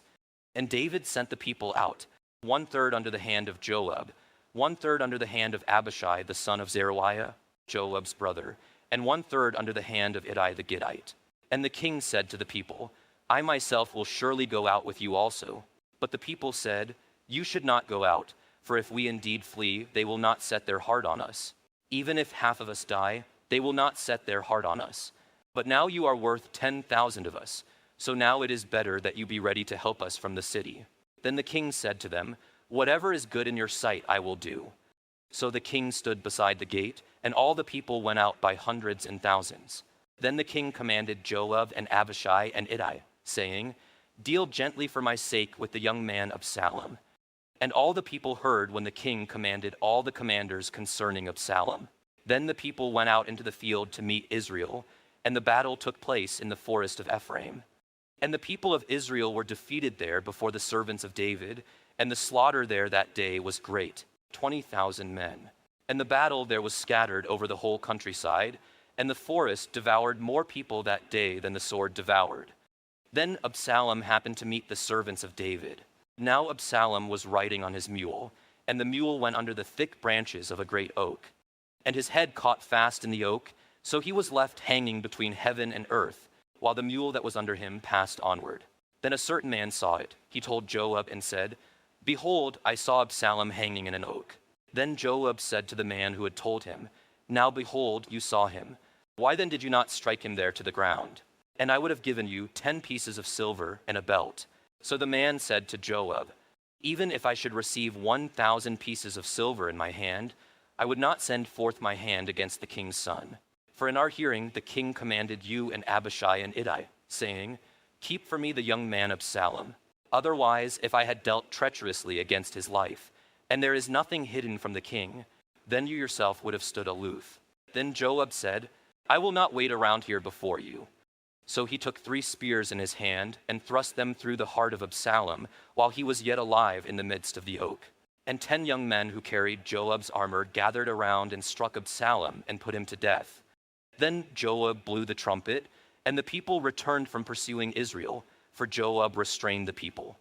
And they took Absalom and cast him into a deep pit in the forest, and set over him a very great heap of stones. And all Israel fled, each to his tent. Now Absalom in his lifetime had taken and set up for himself a pillar which is in the king's valley, for he had said, 'I have no son to preserve my name.' So he named the pillar after his own name, and it is called Absalom's monument to this day. Then Ahimaaz the son of Zadok said, 'Please let me run and proclaim the good news to the king that Yahweh has judged to save him from the hand of his enemies.' But Joab said to him, 'You are not the man for the good news this day, but you shall proclaim the good news another day. However, you shall not proclaim the good news today, because the king's son has died.' Then Joab said to the Cushite, 'Go tell the king what you have seen.' So the Cushite bowed to Joab and ran. Now Ahimaaz the son of Zadok said once more to Joab, 'But whatever happens, please let me also run after the Cushite.' And Joab said, 'Why would you run, my son, since you will have no reward for going?' 'But whatever happens,' he said, 'I will run.' So he said to him, 'Run.' Then Ahimaaz ran by way of the plain and passed the Cushite. Now David was sitting between the 2 gates. And the watchman went up to the roof of the gate by the wall, and raised his eyes and looked, and behold, a man running by himself. And the watchman called and told the king. And the king said, 'If he is by himself, there is good news in his mouth.' And he came nearer and nearer. Then the watchman saw another man running. And the watchman called to the gatekeeper and said, 'Behold, another man running by himself.' And the king said, 'This one also is bringing good news.' And the watchman said, 'I see that the running of the first one is like the running of Ahimaaz the son of Zadok.' And the king said, 'This is a good man and comes with good news.' And Ahimaaz called and said to the king, 'Peace.' And he prostrated himself before the king with his face to the ground. And he said, 'Blessed is Yahweh your God, who has delivered up the men who lifted their hands against my lord the king.' Then the king said, 'Is there peace with the young man Absalom?' And Ahimaaz said, 'When Joab sent the king's servant and your servant, I saw a great tumult, but I did not know what it was.' Then the king said, 'Turn aside and stand here.' So he turned aside and stood still. Behold, the Cushite arrived, and the Cushite said, 'Let my lord the king receive good news, for Yahweh has judged to save you this day from the hand of all those who rose up against you.' Then the king said to the Cushite, 'Is there peace with the young man Absalom?' And the Cushite answered, 'Let the enemies of my lord the king, and all who rise up against you for evil, be as that young man.' Then the king trembled, and went up to the chamber over the gate, and wept. And thus he said as he walked, 'O my son Absalom, my son Absalom, would I had died instead of you, O Absalom, my son, my son.' 2 Samuel chapter 19. Then it was told to Joab, 'Behold, the king is weeping and mourns for Absalom.' And the salvation that day was turned to mourning for all the people. For the people heard it said that day, 'The king is grieved for his son.' So the people stole away to enter into the city that day. as people who are dishonored steal away when they flee in battle. But as for the king, he wrapped his face up. Then the king cried out with a loud voice, O my son Absalom, O Absalom, my son, my son. Then Joab came into the house to the king and said, Today you have shamed the faces of all your servants, who today have provided escape for your life and the lives of your sons and daughters, the lives of your wives and the lives of your concubines, by loving those who hate you and by hating those who love you. For you have informed all of us today that princes and servants are nothing to you. For I know this day that if Absalom were alive and all of us were dead today, surely then it would be right in your eyes. So now arise, go out and speak to the heart of your servants. For I swear by Yahweh, if you do not go out, surely not a man will pass the night with you. And this will be of greater evil for you than all the evil that has come upon you from your youth until now. So the king arose and sat in the gate. And they told all the people, saying, Behold, the king is sitting in the gate. Then all the people came before the king. Now Israel had fled, each to his tent. And it happened that all the people were disputing throughout all the tribes of Israel, saying, The king delivered us from the hand of our enemies and provided us escape from the hand of the Philistines. But now he has fled out of the land from Absalom. However, Absalom, whom we anointed over us, has died in battle. So now, why are you silent about having the king return? Now King David had sent to Zadok and Abiathar the priests, saying, Speak to the elders of Judah, saying, Why are you the last to have the king return to his house, while the word of all Israel has come to the king, even to his house? You are my brothers, you are my bone and my flesh. Why then should you be the last to have the king return? And say to Amasa, Are you not my bone and my flesh? May God do so to me, and more also, if you will not be commander of the army before me continually in place of Joab. Thus he inclined the hearts of all the men of Judah as one man. So they sent word to the king, saying, Return, you and all your servants. The king then returned and came as far as the Jordan. And Judah came to Gilgal in order to go to meet the king, to cause the king to pass over across the Jordan. Then Shimei the son of Gera, the Benjamite who was from Bath-urim, hurried and came down with the men of Judah to meet King David. Now there were 1,000 men of Benjamin with him, with Ziba the young man of the house of Saul, and his 15 sons and his 20 servants with him. And they rushed to the Jordan before the king. Then they kept passing over the ford to cause the king's household to pass over, and to do what was good in his sight. And Shimei, the son of Gera, fell down before the king as he was about to pass over the Jordan. So he said to the king, Let not my lord consider me guilty, nor remember what your servant did wrong on the day when my lord the king went out from Jerusalem, so that the king would take it to heart. For your servant knows that I have sinned. Therefore, behold, I have come today, the first of all the house of Joseph, to go down to meet my lord the king. But Abishai the son of Zeruiah said, Should not Shimei be put to death for this, because he cursed the anointed of Yahweh? David then said, What have I to do with you, O sons of Zeruiah, that you should this day be an adversary to me? Should any man be put to death in Israel today? For do I not know that I am king over Israel today? And the king said to Shimei, You shall not die. Thus the king swore to him. Now Mephibosheth, the son of Saul, had come down to meet the king, and he had not done anything for his feet, nor done anything for his mustache, nor washed his clothes, from the day the king departed until the day he came home in peace. Now it happened when he came from Jerusalem to meet the king, that the king said to him, Why did you not go with me, Mephibosheth? So he answered, O my lord the king, my servant deceived me. For your servant said, I will saddle a donkey for myself that I may ride on it and go with the king, because your servant is lame. Moreover, he has slandered your servant to my lord the king. But my lord the king is like the angel of God. Therefore do what is good in your sight.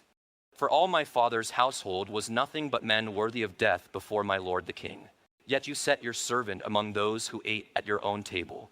What right do I have yet that I should complain any more to the king? So the king said to him, Why do you still speak of your affairs? I have decided, you and Ziba shall divide the land. And Mephibosheth said to the king, Let him even take it all, since my lord the king has come in peace to his own house. Now Barzillai, the Gileadite, had come down from Rogelim, and he passed over the Jordan with the king in order to send him off over the Jordan. Now Barzillai was very old, being 80 years old, and he had sustained the king while he stayed at Mahanaim, for he was a very great man. And the king said to Barzillai, You pass over with me, and I will sustain you in Jerusalem with me. But Barzillai said to the king, How long have I yet to live, that I should go up with the king to Jerusalem? I am now 80 years old. Can I know between good and bad? Or can your servant taste what I eat or what I drink? Or can I hear any more the voice of singing men and women? Why then should your servant be an added burden to my lord the king? Your servant would merely pass over the Jordan with the king. Why should the king compensate me with this reward? Please let your servant return, that I may die in my own city near the grave of my father and my mother. However, here is your servant Chimham. Let him pass over with my lord the king, and do for him what is good in your sight. So the king answered, Chimham shall pass over with me, and I will do for him what is good in your sight. And whatever you require of me, I will do for you. Then all the people passed over the Jordan, and the king passed over too. The king then kissed Barzillai and blessed him, and he returned to his place. Now the king went on to Gilgal, and Chimham went on with him. And all the people of Judah, and also half the people of Israel, accompanied the king. And behold, all the men of Israel came to the king, and said to the king, Why had our brothers, the men of Judah, stolen you away, and caused the king and his household, and all David's men with him to pass over the Jordan? Then all the men of Judah answered the men of Israel, Because the king is a close relative to us. Why then are you angry about this matter? Have we eaten it all at the king's expense, or has anything been taken for us? But the men of Israel answered the men of Judah and said, We have 10 parts in the king, therefore we also have more claim on David than you. Why then did you treat us with contempt? Was it not our word first to have our king return? Yet the words of the men of Judah were harsher than the words of the men of Israel. 2 Samuel chapter 20. Now a vile fellow happened to be there, whose name was Sheba, the son of Bichri, a Benjamite. And he blew the trumpet and said, We have no portion in David, nor do we have inheritance in the son of Jesse. Every man to his tents, O Israel. So all the men of Israel went up from following David, and followed Sheba the son of Bichri. But the men of Judah clung to their king, from the Jordan even to Jerusalem. Then David came to his house at Jerusalem, and the king took the 10 women, the concubines whom he had left to keep the house, and placed them under guard and provided them with sustenance, but did not go into them. So they were shut up until the day of their death, living as widows. Then the king said to Amasa, Call out the men of Judah for me within 3 days, and you yourself stand here. So Amasa went to call out the men of Judah, but he delayed longer than the set time which he had appointed him. And David said to Abishai, Now Sheba the son of Bichri will do us more harm than Absalom. Take your lord's servants and pursue him, lest he find for himself fortified cities and deliver himself from our sight. So Joab's men pursued him, along with the Cherethites and the Pelethites and all the mighty men. And they went out from Jerusalem to pursue Sheba the son of Bichri. They were at the large stone which is in Jibon, and Amasa came to meet them. Now Joab was dressed in his military attire, and over it was a belt with a sword in its sheath fastened at his waist. And as he came out, it fell out. Then Joab said to Amasa, Is it well with you, my brother? And Joab took Amasa by the beard with his right hand to kiss him. But Amasa was not on guard against the sword which was in Joab's hand, so he struck him in the belly with it and poured out his inward parts on the ground, and did not strike him again, and he died. Then Joab and Abishai his brother pursued Sheba the son of Bichri. Now there stood by him one of Joab's young men, and said, Whoever delights in Joab and whoever is for David, let him follow Joab. But Amasa lay wallowing in his blood in the middle of the highway, and the man saw that all the people stood still. So he removed Amasa from the highway into the field, and threw a garment over him, when he saw that everyone who came by him stood still. As soon as he was removed from the highway, all the men passed on after Joab to pursue Sheba the son of Bichri. Now he went through all the tribes of Israel to Abel, even Beth-maachah, and all the Berites. And they were assembled, and also came after him. So they came and besieged him in Abel Beth-maachah, and they cast up a siege ramp against the city, and it stood by the rampart. And all the people who were with Joab were wreaking destruction in order to cause the wall to fall. Then a wise woman called from the city, Cheer, please tell Joab, Draw near that I may speak with you. So he drew near to her, and the woman said, Are you Joab? And he answered, I am. Then she said to him, Listen to the words of your maidservant. And he answered, I am listening. Then she spoke, saying, Formerly they used to speak in this way, saying, They will surely ask advice at Abel. and thus they ended the dispute. I am of those who are peaceable and faithful in Israel. You are seeking to put to death a city, even a mother in Israel. Why would you swallow up the inheritance of Yahweh?" And Joab answered and said, far be it from me that I should swallow up or destroy. Such is not the case. But a man from the hill country of Ephraim, Sheba the son of Bichri by name, has lifted up his hand against King David. Give him over alone, and I will go from the city." And the woman said to Joab, "Behold, his head will be thrown to you over the wall." Then the woman came to all the people in her wisdom, and they cut off the head of Sheba the son of Bichri and threw it to Joab. So he blew the trumpet, and they were scattered from the city, each to his tent. Joab also returned to the king at Jerusalem. Now Joab was over the whole army of Israel, and Benaiah the son of Jehoiada was over the Cherethites and the Pelethites, and Adoram was over the forced labor, and Jehoshaphat the son of Ahilud was the recorder, and Sheva was scribe, and Zadok and Abiathar were priests, and Ira the Jerite was also a priest to David. 2 Samuel chapter 21. And there was a famine in the days of David for 3 years, year after year, and David sought the presence of Yahweh. And Yahweh said, "It is for Saul and his bloody house, because he put the Gibeonites to death." So the king called the Gibeonites and spoke to them. Now the Gibeonites were not of the sons of Israel, but of the remnant of the Amorites. And the sons of Israel made a covenant with them. But Saul had sought to strike them down in his zeal for the sons of Israel and Judah. Thus David said to the Gibeonites, "What should I do for you? And how can I make atonement that you may bless the inheritance of Yahweh?" Then the Gibeonites said to him, "We have no concern of silver or gold with Saul or his house, nor is it for us to put any man to death in Israel." And he said, "I will do for you whatever you say." So they said to the king, "The man who consumed us and who planned to eradicate us from standing within any border of Israel, let 7 men from his sons be given to us, and we will hang them before Yahweh in Gibber of Saul, the chosen of Yahweh." And the king said, "I will give them." But the king spared Mephibosheth, the son of Jonathan, the son of Saul, because of the oath of Yahweh which was between them, between David and Saul's son Jonathan. So the king took the 2 sons of Rizpah, the daughter of Aiah, Armoni and Mephibosheth, whom she had borne to Saul, and the 5 sons of Merab, the daughter of Saul, whom she had borne to Adriel, the son of Barzillai the Meholathite. Then he gave them into the hand of the Gibeonites, and they hanged them in the mountain before Yahweh, so that the 7 of them fell together. And they were put to death in the first days of harvest at the beginning of barley harvest. And Rizpah the daughter of Aiah took sackcloth and spread it for herself on the rock, from the beginning of harvest, until it rained on them from the sky. And she allowed neither the birds of the sky to rest on them by day, nor the beasts of the field by night. Then it was told to David what Rizpah the daughter of Aiah, the concubine of Saul, had done. So David went and took the bones of Saul and the bones of Jonathan his son from the men of Jabesh Gilead, who had stolen them from the open square of Beit-Shan, where the Philistines had hanged them on the day the Philistines struck down Saul in Gilboa. And he brought up the bones of Saul and the bones of Jonathan his son from there, and they gathered the bones of those who had been hanged. Then they buried the bones of Saul and Jonathan his son in the land of Benjamin in Zelah, in the grave of Kish his father. Thus they did all that the king commanded, and afterwards God was moved by the entreaty for the land. And the Philistines were at war again with Israel, so David went down and his servants with him. And as they fought against the Philistines, David became weary. Then Ishbi-Benob, who was among those born to the giants, the weight of whose spear was 300 shekels of bronze in weight, was girded with a new sword, and he intended to strike down David. But Abishai the son of Zeruiah helped him, and struck the Philistine and put him to death. Then the men of David swore to him, saying, "You shall not go out again with us to battle, so that you do not extinguish the lamp of Israel."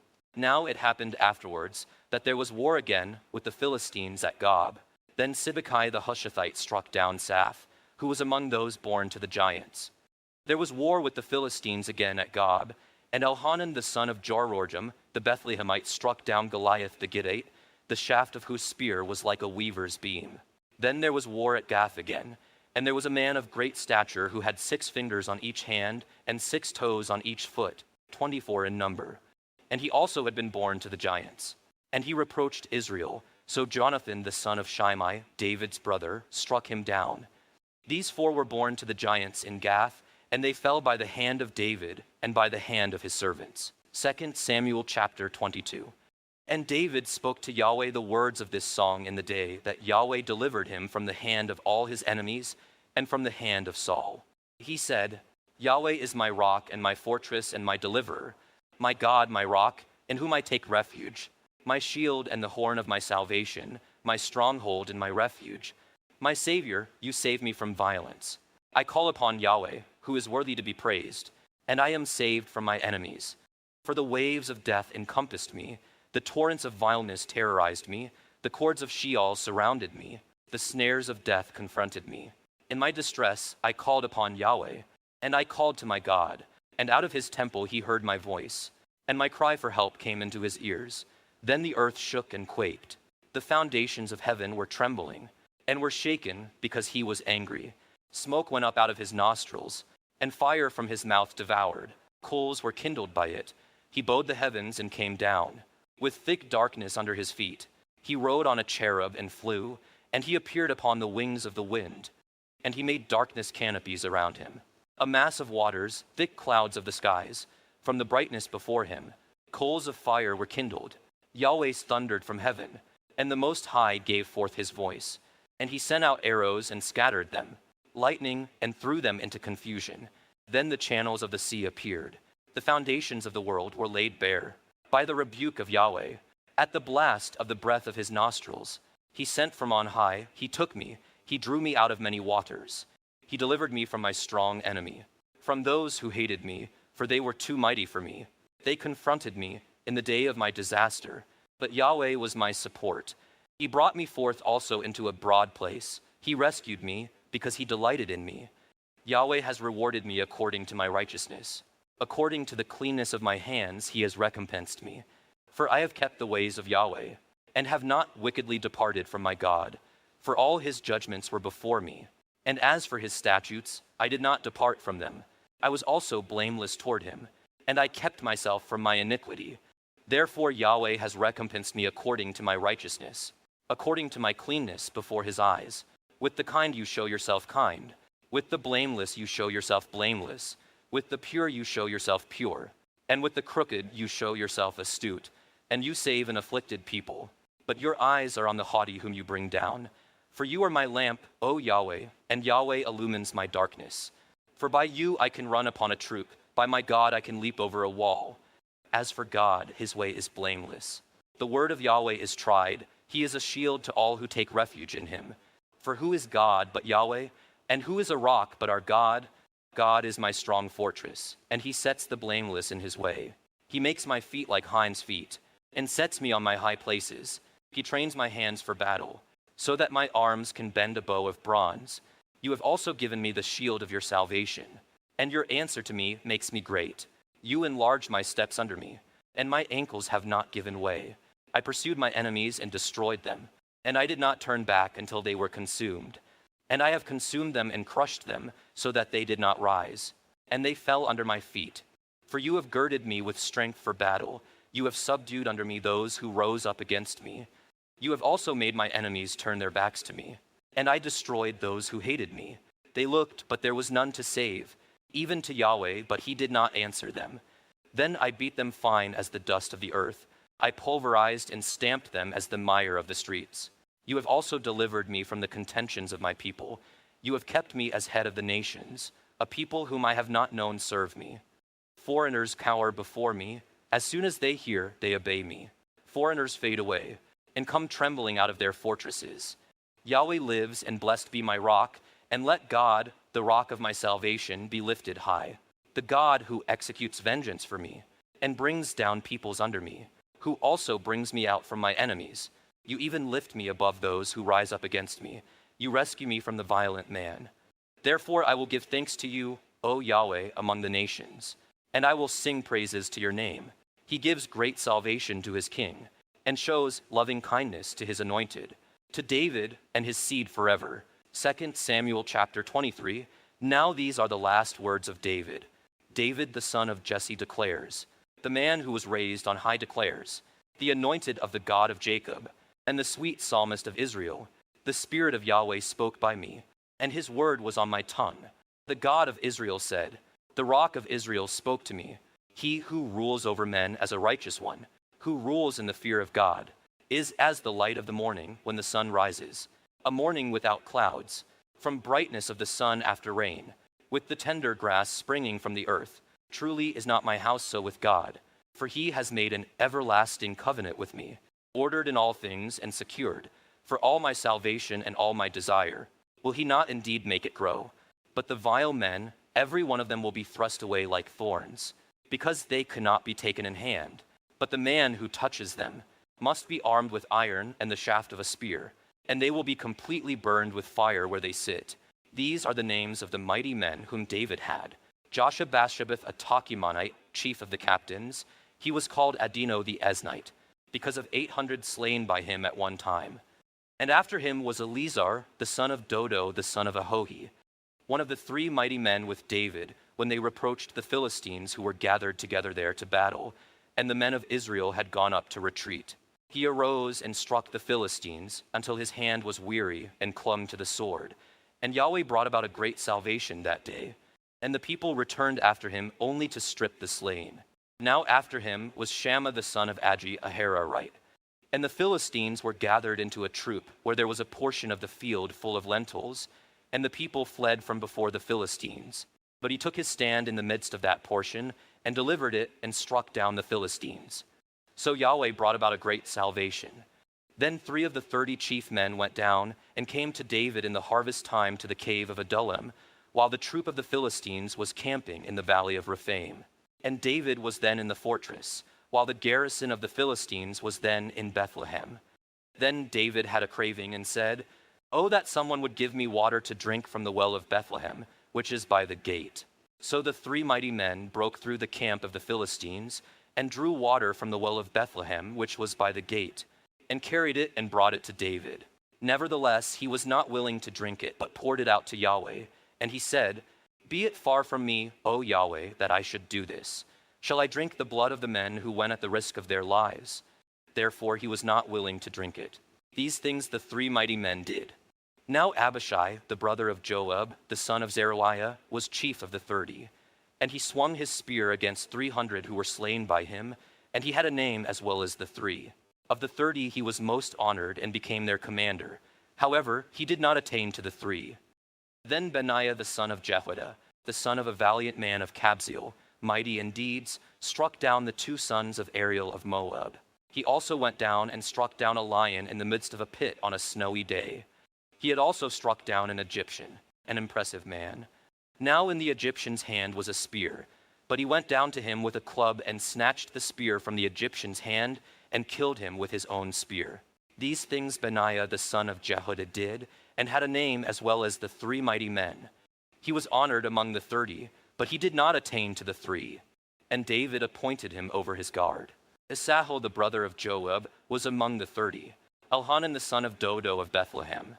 Shammah the Haradite, Elikah the Haradite, Helez the Paltite, Ira the son of Ikish the Tekoite, Abiezer the Anathothite, Mebani the Hushathite, Zalman the Ahohite, Maharai the Netophathite, Heled the son of Bana the Netophathite, Idai the son of Ribai of Jiber of the sons of Benjamin, Benaiah a Pirathonite, Hiddai of the brooks of Gosh, Abialbin the Arbathite, Asmaveth the Barhumite, Eliabah the Shalbanite, the sons of Jashin, Jonathan, Shammah the Hararite, Ahiam the son of Sherer the Ararite, Eliphalet the son of Ahisbai, the son of the Maacathite, Eliam the son of Ahithophel the Gilonite, Hezro the Carmelite, Parai the Arbite, Igal the son of Nathan of Zobah, Bani the Gadite, Zelek the Ammonite, Naharai the Beerothite, armor-bearers of Joab the son of Zeruiah, Ira the Ithrite, Gerb the Ithrite, Uriah the Hittite.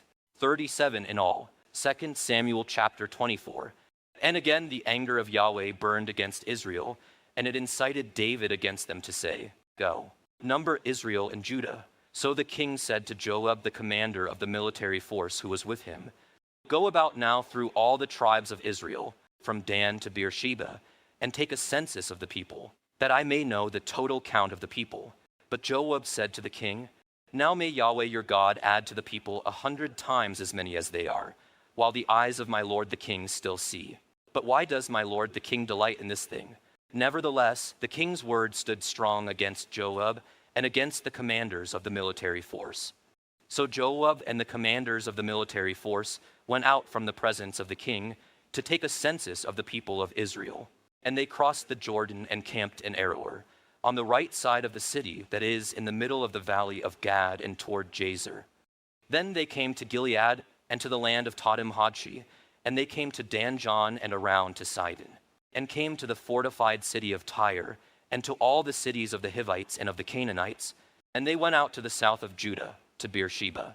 So they had gone about through the whole land, and they came to Jerusalem at the end of 9 months and 20 days. And Joab gave the total count of the census of the people to the king. And there were in Israel 800,000 valiant men who drew the sword, and the men of Judah were 500,000 men.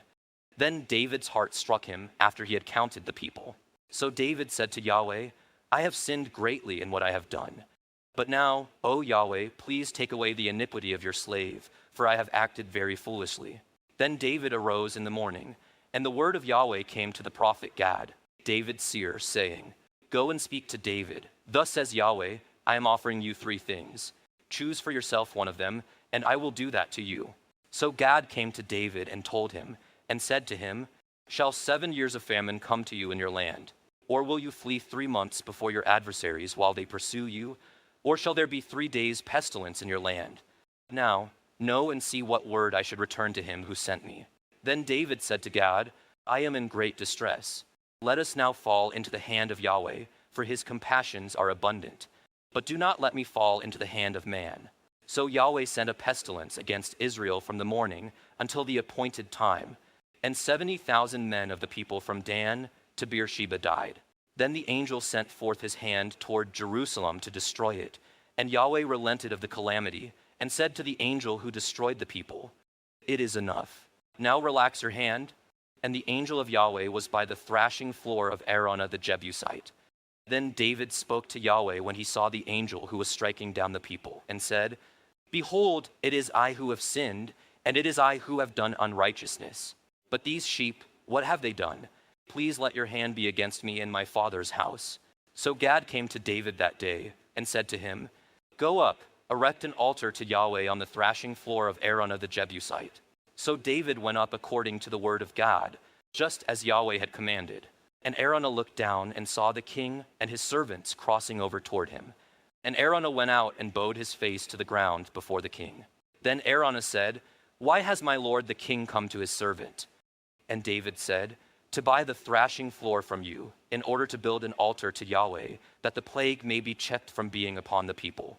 And Araunah said to David, Let my lord the king take and offer up what is good in his sight. Look, the oxen for the burnt offering, the thrashing sledges, and the yokes of the oxen for the wood. Everything, O king, Araunah gives to the king. And Araunah said to the king, May Yahweh your God accept you. However, the king said to Araunah, No, but I will surely buy it from you for a price, for I will not offer burnt offerings to Yahweh my God, which cost me nothing. So David bought the thrashing floor and the oxen for 50 shekels of silver. Then David built there an altar to Yahweh and offered burnt offerings and peace offerings. Thus Yahweh was moved by the entreaty for the land, and the plague was checked from being upon Israel.